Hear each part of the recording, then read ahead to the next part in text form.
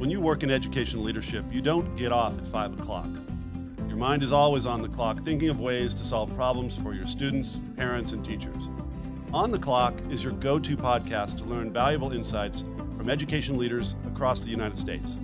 I'm your host, Todd Dallas Lamb, former White House appointee to the U.S. Department of Education, and we are now on the clock. Welcome back to On the Clock. I am your host, Todd Dallas Lamb, and we are really excited today to have a guest from the state of New Mexico, Albuquerque, Dr. Gabriella Duran-Blakey. Gabriella, welcome to the show. Thank you. Thank you for having me.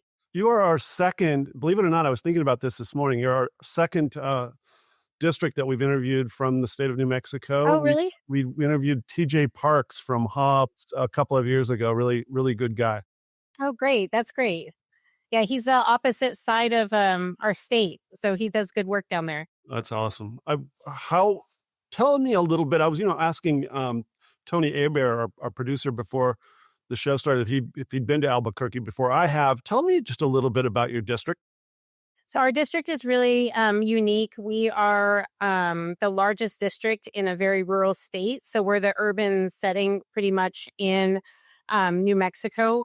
We serve about 70,000 students. But the interesting thing about Albuquerque Public Schools as well is that we cover the area of Rhode Island in our district. So we have, Wow. a vast amount of land that we cover in serving our students, which means we serve urban, suburban, rural. We kind of have the whole spectrum of students within our district. In New Mexico, particularly, the next largest district is around 20,000 students. And then after that, we have, very rural districts that are under 500, under 200 students. And so Albuquerque is kind of unique in the setting within New Mexico itself. One of the things we've heard a lot about since COVID was the difficulty with maintaining bus drivers with a territory that large. Is that a huge challenge for you guys? Yes, that's one of our biggest challenges is transportation, because we rely on so many miles of transportation that we have to serve. We go all the way out to some reservations and bring students in. And so really looking at how we can increase bus drivers or think differently about how we transport students has been a top of mind for us. I heard you mention reservations. I grew up in Northern California near a couple of them. There are some real challenges, but before we started taping the podcast, you mentioned that you have 4 goals that you're trying to really focus on, really narrow your approach towards what's important, I think, to your district. And one of them has to do with a lawsuit. Tell us about that.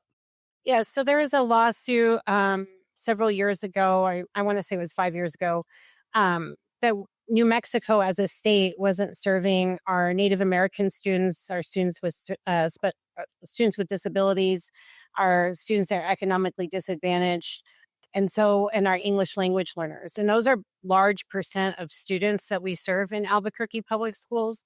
So that lawsuit really has opened the mind to us on how are we strategically making sure that we are serving the needs of all of our students, because the lawsuit showed that we were not as a state. And so in Albuquerque Public Schools, right after we returned from COVID, we had to kind of do a reset and, really getting strategic about what we're doing to increase our outcomes for students. And so we worked with the community the school board particularly worked really hard with the community to get input on what is it that our community really wants our schools to focus on to meet the needs of students. And then that resulted in our 4 goals that we have. Our first goal is looking at 3rd grade reading. Our second goal is looking at 8th grade math, really making sure that our students are prepared for high school and looking at their math scores. Those 2 goals particularly are really looking at what we call the Yazzie Martinez groups, because that's the lawsuit. So we're really strategically looking at how we are serving those students. Our 3rd goal is really looking at high school, and we're really looking at how we are having students really invested in their high school experience. on how they earn dual credit classes, if they're in IB programs, if they're earning in New Mexico. We're really proud of our bilingual seal. And so we're really looking at industry certification, but that students are really focused. So they're not taking like one elective one year and then the next year something else. And then by the time they graduate from high school, it's kind of like a hodgepodge of what they did. We're really looking at how we can help students really align that work. And our fourth goal is something that we really heard from the community, and we're really proud of the work that we've done in meeting some targets for these. We measure the skills, habits, and mindsets of our students. And this is 3rd through 12th grade. We look at perseverance, we look at self-regulation, we look at self-efficacy, and we look at our students' social awareness. And this has really helped our schools in being able to really strategically teach these skills and not just assume our students are learning perseverance on their own, but how we are actively and really intentionally teaching these skills to our students.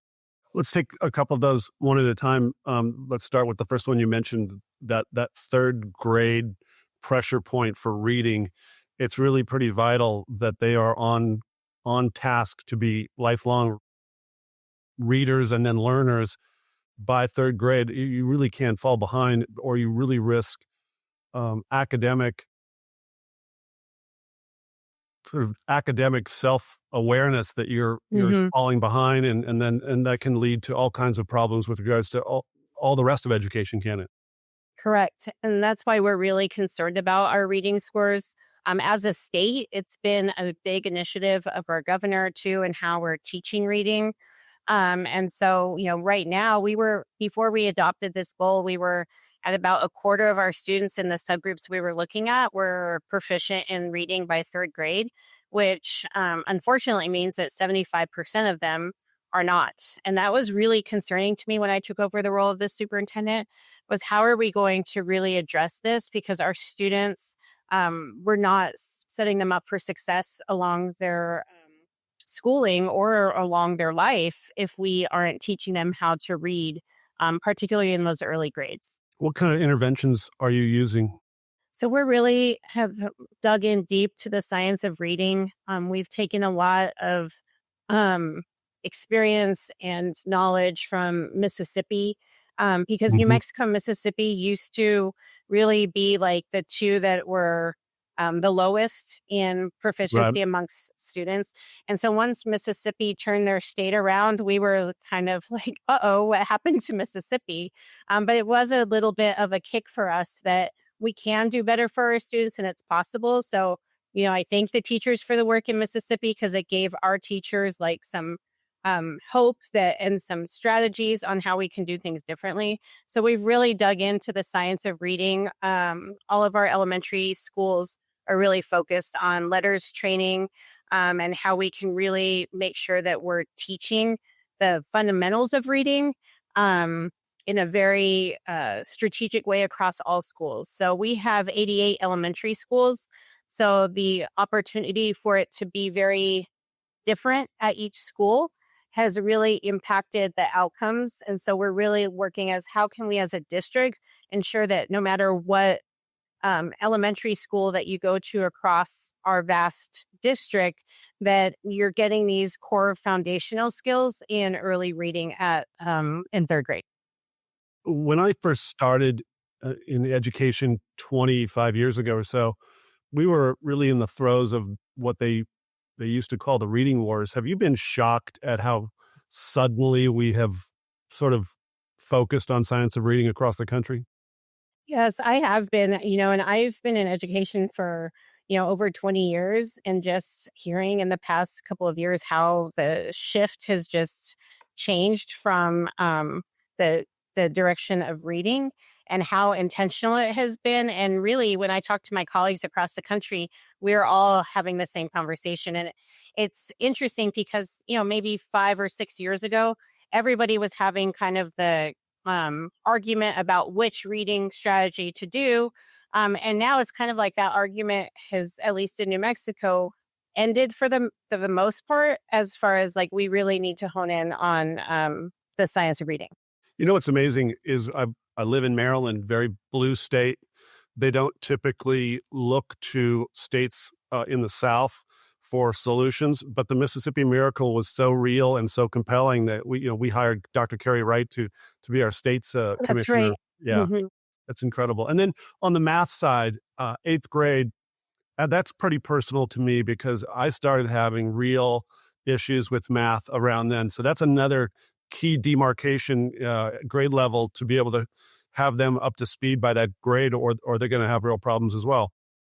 Yeah, so math is really important to us. And in fact, in New Mexico itself, one of our biggest like industries that we have here is working in the national labs. So we have, labs in northern New Mexico. And then here in Albuquerque, we have the Sandia National Labs.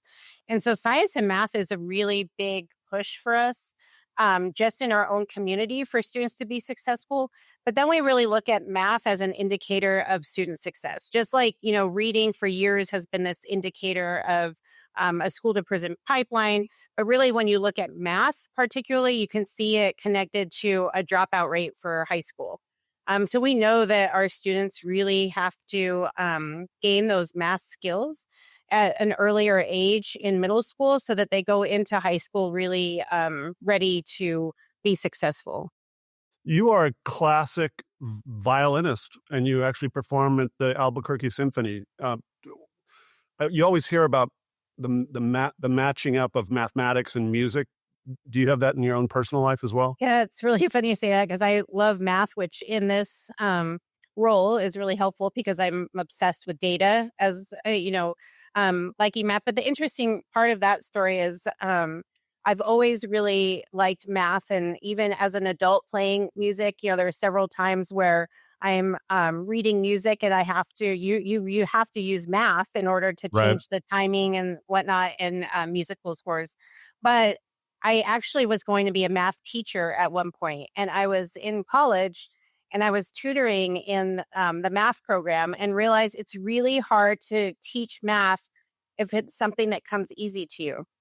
So, and that's kind of why I was like, I won't be a good math teacher because when I was trying to help people understand math, it's really difficult to break it down. Like our teachers that are teaching math do a great job in how you have to teach the fundamentals of math. When to me, it's like something that has always just come really easy to me. So it's hard to explain, like, oh no, you just solve for X. And they're like, well, I don't understand why you would do Right. that. I'm like, oh no, you just move it here. And it's so for some of our students like myself, math is like really easy. And so it's hard to break down those skills. But coupled with that, we've actually, for the first time this year, we have added art and music to all of our elementary schools. So every student in elementary school have art and music during the school day. And I really do see that not only finding talents of students and finding, students that are able to express themselves in different ways, but music particularly really helping with math skills as our students transition through their learning. It's an interesting point. I always like to try to weave in movie analogies or sports analogies into these interviews because that's where Hmm. my passions are.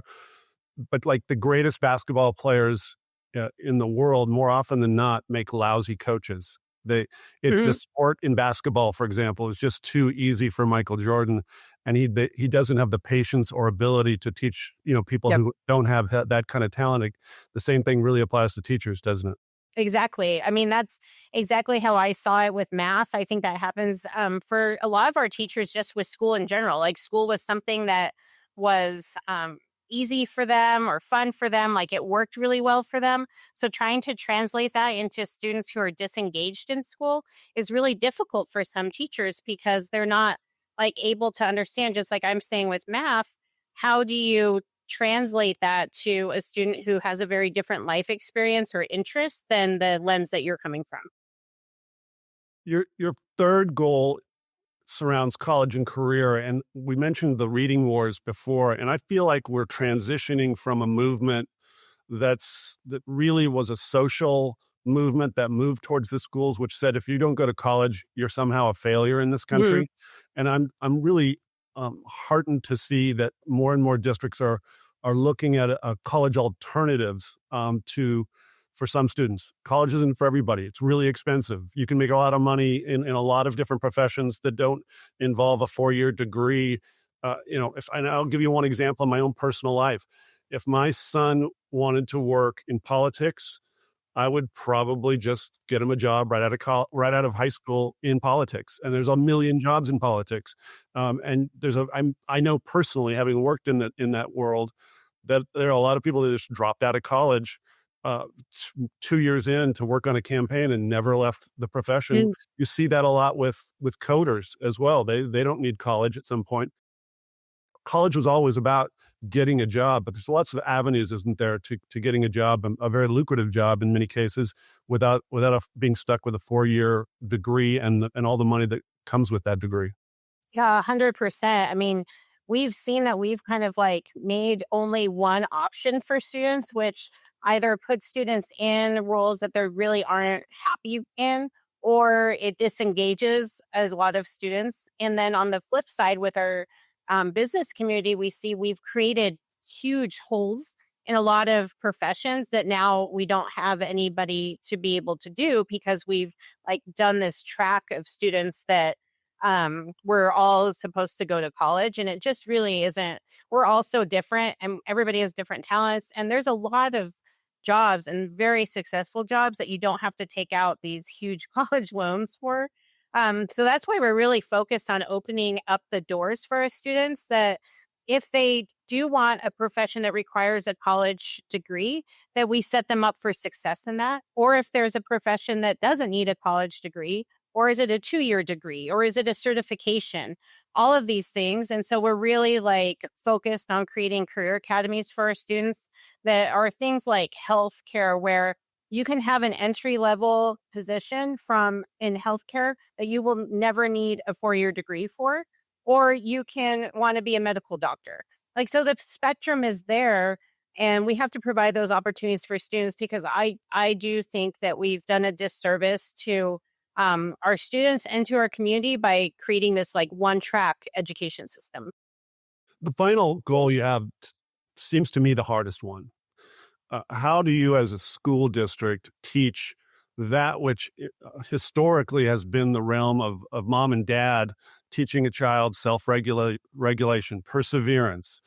But the greatest, in my mind, the greatest equity issue we have in this country is, a child with two loving parents, putting them in sports, learning how to overcome disappointment. But not everybody has that, and you've got to teach every single kid, and that just seems like such a challenge to me. What are you doing in this regard? Yeah, it really has, been a challenge, but it's something we can't just, turn our eyes to, Right. because our teachers are coming telling us, about the behavior, especially after COVID, the escalated behaviors that we're seeing in classrooms. And so if we don't do something about it to teach these skills, then we're just going to be in a cycle of either frustration of the teachers or kids withdrawing from school completely. And so neither of those are really good solutions. And Yep. so we have to think of how we can teach these skills in a very strategic way. And so, I think of myself just as growing up as in music. I learned those skills through music, like perseverance, for example. I didn't just pick up a violin and start playing it. There are several times I failed.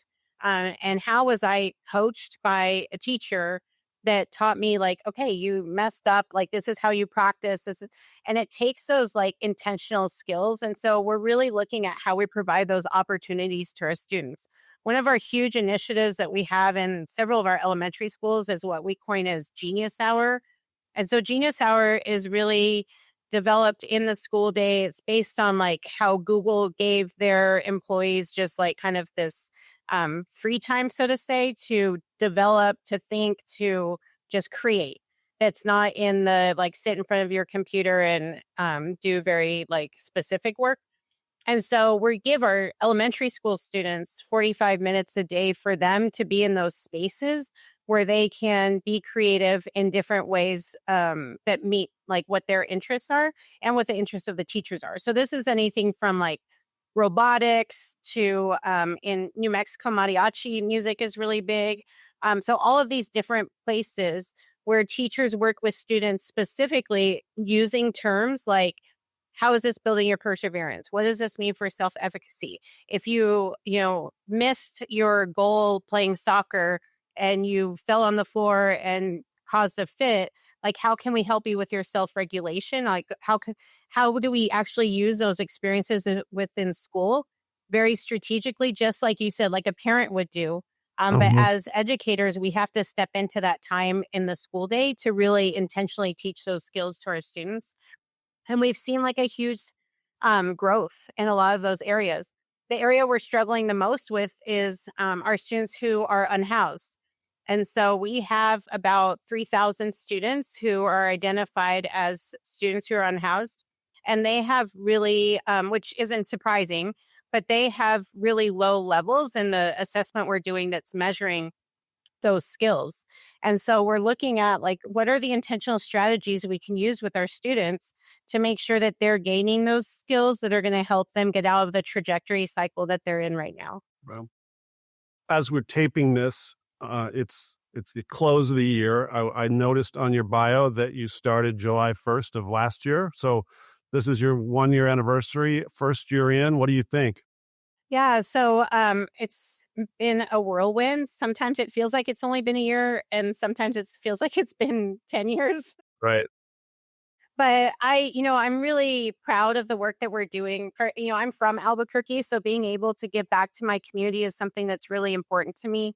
And I feel like our community is really relying on us to deliver results. And the trajectory that we're on, I feel like we're in a good place to do that with a big commitment we have to the community and to myself being from the community. Like when I see students outside of the school environment, I take that very personally that I need to make sure that they have the best education experience that we can provide for them that will make them successful. Well, I applaud the board or the group that hired you. I see a lot of districts hiring people from across the other side of the country. I think it matters that the people of your community, that the customs, how to say things the right way, because it just matters. The Yeah. politics matters. And I see a lot of mistaken hires by bringing in the hot hand from some district that may or in many cases may not have any resemblance of the district they just got brought into. So well done, Thank Albuquerque you. Thank Public you. Schools, and congratulations on 1 year. And uh, Gabriella Duran-Blakey, thank you so much for being on the clock. You're now off the clock, and Thank you. I want to thank Tony Abear for producing this show. And we will see you soon. All right. Thank you so much.